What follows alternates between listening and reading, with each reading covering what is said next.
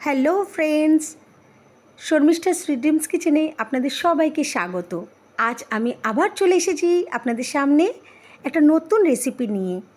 এই রেসিপিটা মহারাষ্ট্রের বাটাটো ভাজি বলে। তো একদম সিম্পল রেসিপি, 5 মিনিটে রেডি হয়ে যায়। এই মহারাষ্ট্রে যে কোনো ফেস্টিভ্যাল বলুন বা বাড়িতে কোনো অনুষ্ঠান বলুন, এই রেসিপিটা হয়ে থাকে। চলুন দেখে নিই কীভাবে করেছি।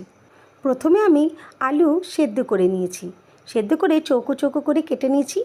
একটু বেশি পরিমাণে পেঁয়াজ নিয়েছি, মানে ধরে নিন 5টা, আর যদি বড় হয় তাহলে 4টে। ছোটো ছোটো করে কেটে নিয়েছি পেঁয়াজ। এরপর আমি নিয়েছি কারি পাতা, ধনে পাতা, কাঁচা লঙ্কা কুচি। এই দেখুন, ছোটো ছোটো করে পেঁয়াজ কেটে ফেলেছি। আলুটা তো সেদ্ধ করে রেখেছি, আমি আগেই বলেছি। পেঁয়াজও একটু বেশি করে নিয়েছি, আর তার সঙ্গে ধনে পাতা কুচি, কারি পাতা আর কাঁচা লঙ্কা কুচি, আর ফোড়নে দেবো জিরে আর সর্ষে। এ দেখুন, আমি তেলটা গরম করে নিয়েছি। 2 থেকে 3 চামচ তেল নিয়েছি, তার মধ্যে জিরে আর সর্ষে ফোড়ন দিয়ে দিয়েছি। আপনারা এতে রসুনও ব্যবহার করতে পারেন। রসুনটা একটুখানি গ্রেট করে নিয়ে এর মধ্যে দিতে পারেন।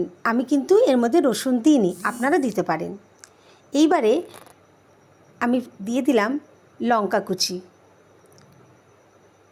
তার সঙ্গে দিয়ে দিলাম পেঁয়াজটা ছোটো ছোটো করে কেটে রেখেছিলাম, সেটাও দিয়ে ফেললাম। এই দেখুন, একটু ভালো করে নাড়াচাড়া করে হালকা যখন ব্রাউন কালার হবে বা হালকা যখন ট্রান্সপারেন্ট কালার হবে, তখনই আমরা এর মধ্যে দিয়ে দেবো কারি পাতা।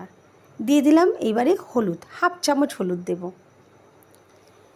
এইবারে আমি ভালো করে নেড়ে চেড়ে নিচ্ছি। নাড়াচাড়া হয়ে যাওয়ার পরে সেদ্ধ আলুটা আমি দিয়ে দিলাম। খুব সহজ রেসিপি, একদম চটজলদি হয়ে যায়। আর পরোটা, রুটি, ফ্রাইড রাইস যে কোনো কিছুর সঙ্গে আপনারা এই রেসিপিটা দিতে পারেন। ছোটো ছোটো বাচ্চাদের জন্য খুবই ভালো।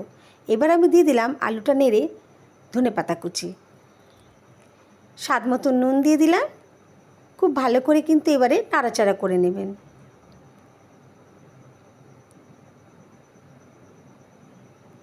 খুব সিম্পল রেসিপি আর খুব প্রচলন এখানটায়। দেখুন, একটু স্বাদ বাড়ানোর জন্য আমি মিষ্টি দিলাম, আর খুব ভালোভাবে নাড়াচাড়া করে আমি দেখুন তৈরি করে ফেললাম। কি কত তাড়াতাড়ি হয়ে গেল, তাই না? আপনারা বাড়িতে অবশ্যই তৈরি করে দেখবেন, খুবই ভালো হয়। আর যদি একদম মন না চায় কিছু করার, তবে এই রেসিপিটা কিন্তু চটজলদি হয়ে যায়। আজকের মতন এইটুখানি, আবার নতুন রেসিপি নিয়ে আপনাদের কাছে চলে আসব। নমস্কার।